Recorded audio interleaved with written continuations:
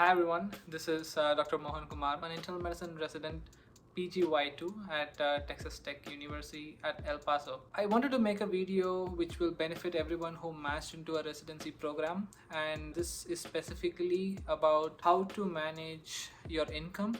I think this is something that people, especially like us IMGs, need a lot and need guidance on, which is not available on the internet yet. So I thought I would make a short video of all the learnings that I have had in the past 1 year so that we all can be benefited, and also the upcoming batch, the match 2024, can benefit from some of the tips that I'm going to give you. The first thing is to open a checking account. People who are on a visa and haven't opened any account here needs to open a checking account in which your program can deposit the money. And when you choose the bank, you need to be careful on which bank you choose initially. And my first choice for the bank that you choose can be either Chase, or you can also do Bank of America. But I have a preference for Chase, and I'll tell you why. Chase has an introductory offer. If you open a bank account, they might give you an introductory offer where they pay you like $200 into your checking account, and that will be very beneficial for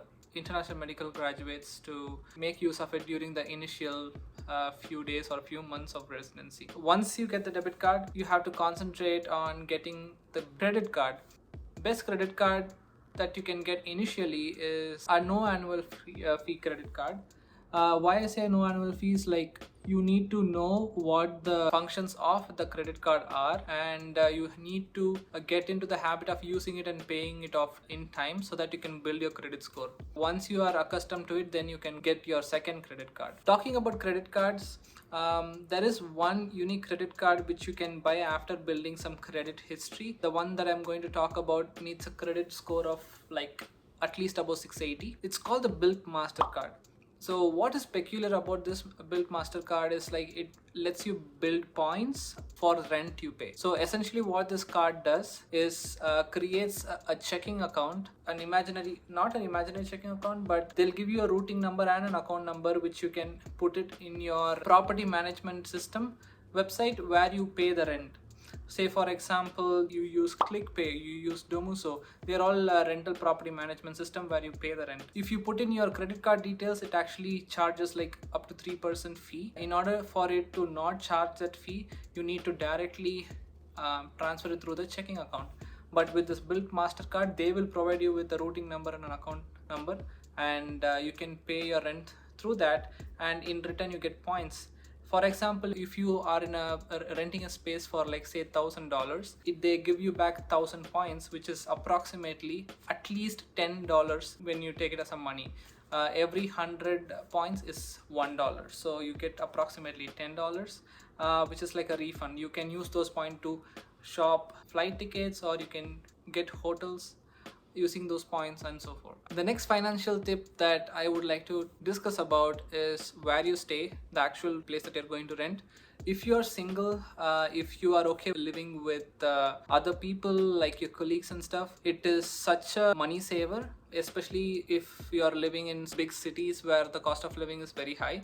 If you team in with roommates or get a simple studio apartment, the rent will get slashed by half or even by 3, and by doing that you can save a lot of money. That being said, if you share the house with your roommates, you can split not only the rent but also the water bill, the internet bill. For example, if you have electricity bill, everything will get divided into the number of people who uses that apartment. So you get to save a lot from your residency salary. The next one is like buying things for your apartment.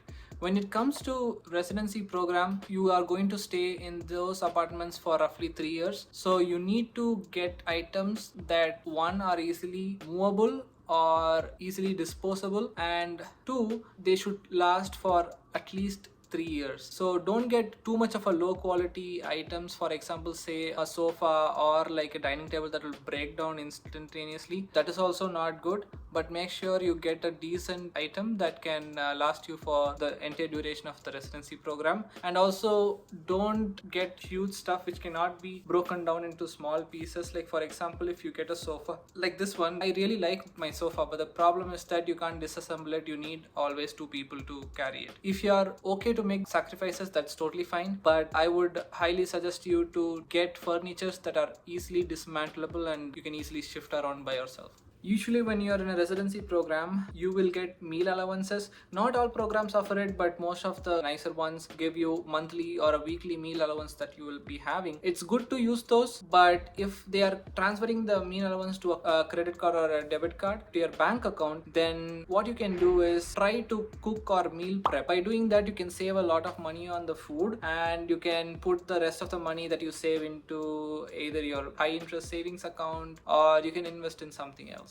Not all residency programs are in a place where the public transportation is available. You will end up in a program where it's a little bit remote and you might definitely need a car to go around. If you already own one, or if your spouse or anyone has a car, then fine. But if you want to buy a new car, I would highly suggest you to get a pre-owned one. And getting a new car at this day and age is not very economical. There was a time in 2022 where the used car market was as equal to the new car market.